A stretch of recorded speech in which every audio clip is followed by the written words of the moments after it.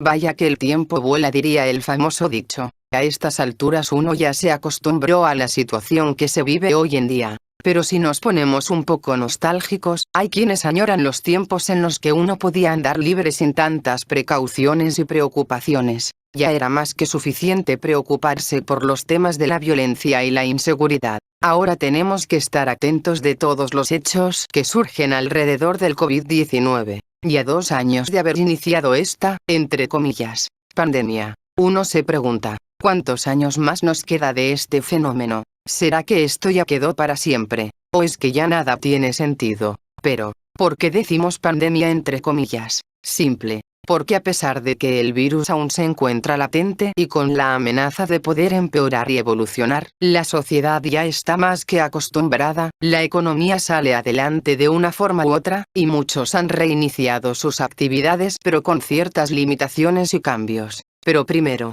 hagamos un recuento de lo que han sido estos 2 años. Al inicio muchos pensaban que este problema sería igual al virus del 2009. Y que con solo la cuarentena y el cierre de fronteras sería más que suficiente. Pasaron las semanas y no había ni un indicio de que el virus dejara de ser una amenaza, pese a existir una disminución de los casos, peor con el surgimiento de variantes en países como el Reino Unido o la India. El 2021 empezó con una segunda ola mucho más grande, sin embargo, hubo una luz de esperanza con la llegada de las vacunas. A mediados del 2021 llegó una nueva variante llamada Delta, la cual originó otra ola de contagios a nivel global. Pero al igual que en el año pasado los casos empezaron a disminuir, muchos países ya tenían entre el 45 y 50% de su población vacunada, por lo cual se pensaría que el fin de la pandemia llegaría muy pronto. Finalmente en noviembre del año pasado surgió la variante Omicron. Y con ello, se han generado nuevas olas de contagio, incluso con el riesgo de volver a una nueva cuarentena/aislamiento.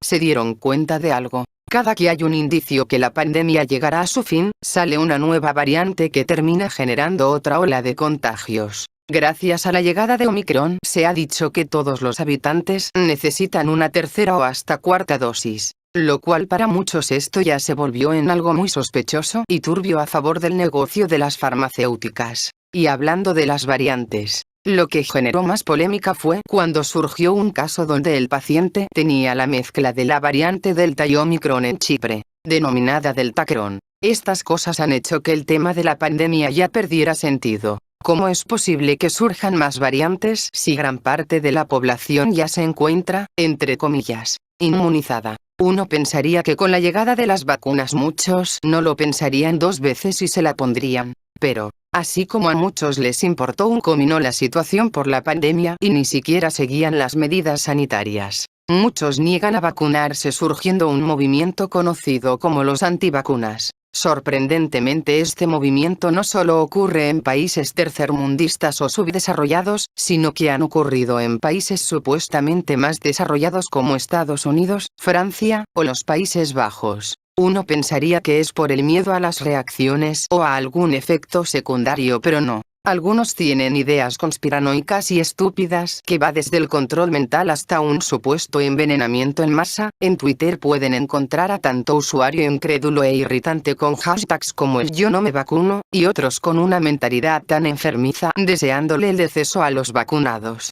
Lo cual aquí aplica el adjetivo de gente de mierda. No sabemos si se trata de trolls. Pero esto es una muestra de que la pandemia ya perdió todo tipo de seriedad, aunque puede que esta nunca la tuvo. Incluso los antivacunas piden que se les respete su opinión y su decisión de no vacunarse.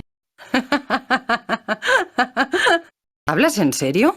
En serio. Digan cómo podemos tomar en serio a esta gente. Aunque el gobierno mexicano diga que no es obligatorio que la gente se vacune, la otra realidad es que esto ya no es libertinaje, es una enorme ola de ignorancia, y mejor no comentar las polémicas generadas por la vacuna cubana. Si bien es cierto que aún no se ha puesto a prueba, la misma ha revelado la otra cara de la pandemia. Y es que esto se volvió una competencia mercantil. Ya con el simple hecho de que la vacuna sea cubana, ningún país decidió colaborar con ellos, y el repudio hacia la misma tiene que ver más con ideas sociopolíticas que un mero análisis farmacéutico. Qué pena. Pero como se dice coloquialmente, no nos hagamos pendejos. La salud y la enfermedad también es un negocio. y uno muy turbio en algunas ocasiones. Pero en fin, no sabemos cuántas variantes surgirán, cuántas olas de contagio habrá y cómo será la carrera farmacéutica, que por cierto, tal parece que la famosa vacuna patria fue un mero engaño, aunque si somos más realistas. ¿De qué sirve que el gobierno adquiera más dosis y se saquen al mercado nuevas marcas si hay muchos dementes que no quieren vacunarse? Han pasado 2 años, y muchas cosas ya se volvieron muy comunes. Ya es común ver a gente usando cubrebocas y que los mismos se volvieran un artículo casi de primera necesidad. Ya es común ver cómo la mayoría de las tiendas y otros lugares de comercio tenga que disponer de gel antibacterial y medir la temperatura de los clientes. Se volvió una necesidad hacerse una prueba de COVID. Ya es común tener que ver en las noticias cuántos contagiados y decesos hubo en las últimas 24 horas. Aunque bueno, muchos tienen un estilo de vida diferente y para algunos es como si nunca hubiera llegado una pandemia. ¿Quién iba a pensar que esto seguiría para largo? Y eso que antes de la llegada del 2020 hubo otras amenazas de pandemia, como la del virus del SARS en 2003, la aviar en 2006 si no mal recordamos, y finalmente la gripe porcina del 2009. A fin de cuentas somos humanos y somos vulnerables a este tipo de situaciones. Solo el tiempo dirá si esto llegará a un fin absoluto. Y no nos referimos a que el virus deje de existir, sino más bien a un momento en que la enfermedad deje de ser una molestia o un riesgo latente. Y como mencionamos en alguna ocasión, ya no tiene sentido pensar en el mañana sino en el ahora. Cuídense y tomen sus precauciones. Y si pueden, vacúnense. Bye bye.